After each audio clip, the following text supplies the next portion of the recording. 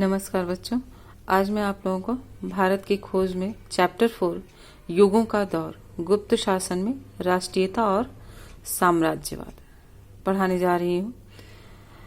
अब देखिए इसमें क्या आगे होता है कि मौर्य साम्राज्य का अवसान मतलब समाप्त हो गया मौर्य साम्राज्य। जो अभी हम पीछे पढ़े थे ना कि अशोक, चंद्रगुप्त, चाणक्य, इस तरह की उनकी मौर्य शासन में ही तो अवसान हुआ और उसकी जगह शुंग वंश ने, मौर्य वंश तो खत्म हुआ, उसके बाद शुंग वंश ने ले ली, जिसका शासन अपेक्षाकृत बहुत छोटे क्षेत्र पर था। दक्षिण में बड़े राज्य उभर रहे थे और उत्तर में काबुल से पंजाब तथा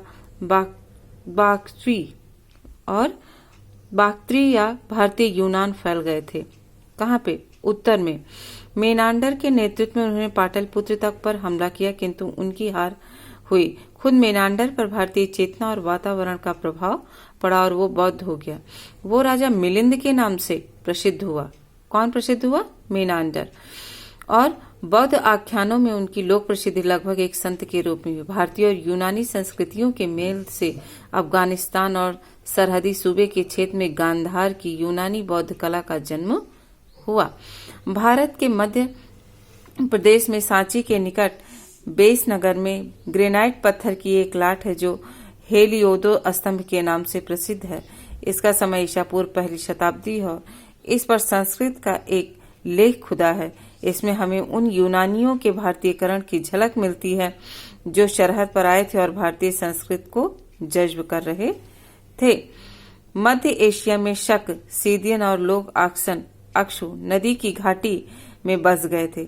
यूची सुदूर पूर्व से आए और उन्होंने इन लोगों को उत्तर भारत की ओर धकेल दिया। ये शक बौद्ध और हिंदू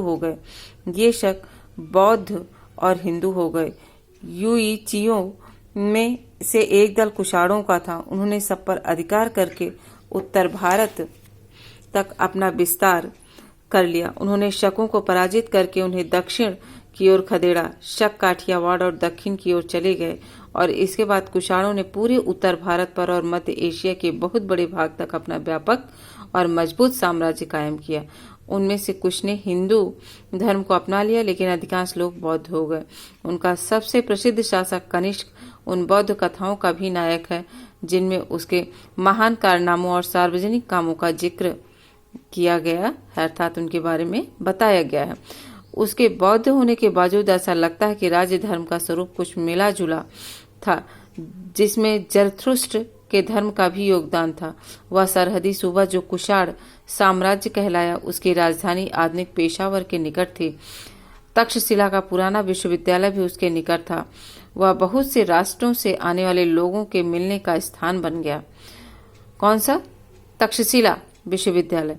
वहां भारतीयों की मुलाकात सेदियन, यूचियों, ईरानियों, बाक्ट्री, यूनानियों, तुर्कों और चीनियों से होती थी। ये विभिन्न संस्कृतियां एक दूसरे को प्रभावित करती थी। इनके आपसी प्रभाव के परिणाम स्वरूप मूर्तिकला और चित्रकला की एक सशक्त अर्थात बहुत ही मजबूत शैली ने जन्म लिया, एक बहुत जिसको तोड़ा ना जा सके। इतिहास की दृष्टि से इसे जमाने में चीन और भारत के बीच पहले संपर्क हुए और 64वीं ईस्वी में यहाँ चीनी राजदूत है।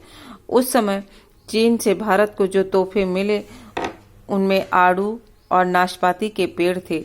गोबी रेगिस्तान के ठीक किनारे किनारे तूफान और कूचा में भारतीय, चीनी और ईरानी संस्कृतियों का अद्भुत मेल हुआ।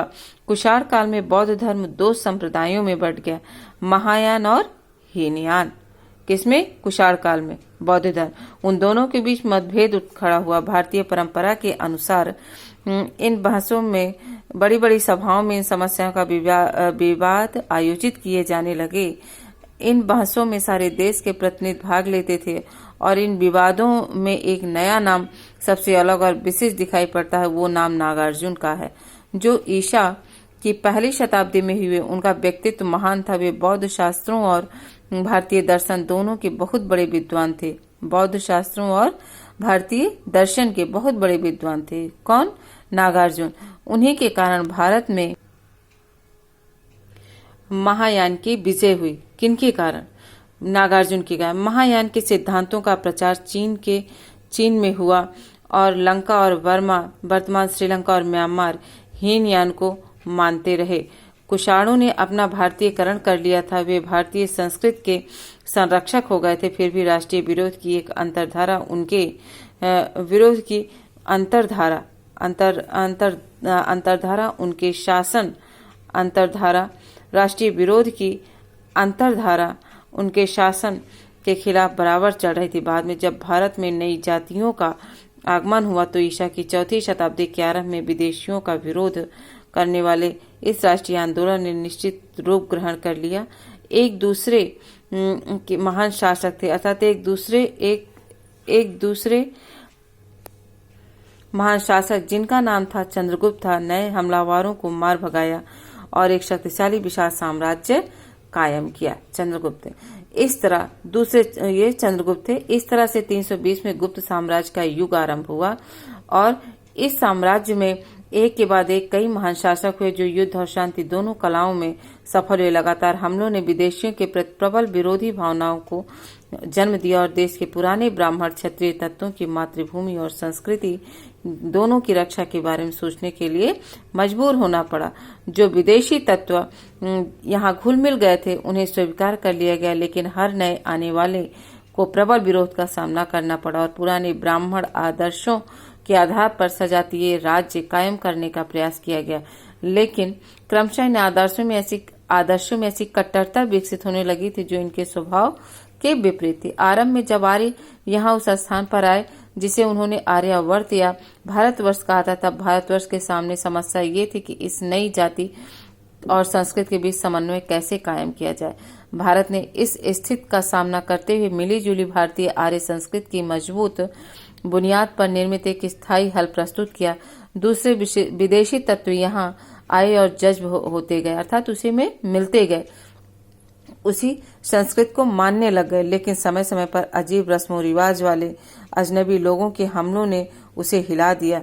वह इन हमलों को अनदेखा नहीं कर सकता था क्योंकि उन्होंने केवल उसके राजनीतिक ढांचे को ही नहीं तोड़ा बल्कि उसके सांस्कृतिक आदर्शों और सामाजिक ढांचों के लिए भी खतरा पैदा कर दिया। इनके विरुद्ध जो प्रतिक्रिया हुई उसका रूप मूलतः राष्ट्रवादी था। उसमें राष्ट्रवाद की शक्ति भी थी और संकीर्णता भी। धर्म और दर्शन, इतिहास और परंपरा, रीति रिवाज और सामाजिक ढांचा जिसके व्यापक घेरे में उस समय के भारत के जीवन के सभी पहलू आते थे। भारत के जीवन के सभी पहलू आते थे जिसे ब्राह्मणवाद या हिंदूवाद कहा गया। वह इस राष्ट्रवाद का प्रतीक बना।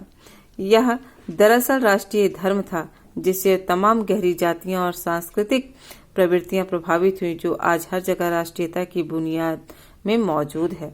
जिस बौद्ध धर्म का जन्म भारतीय विचार से हुआ था उसके लिए भारत वह पुण्य भूमि थी जहां बुद्ध ने जन्म लिया, उपदेश दिया और वहीं उनका निर्माण हुआ।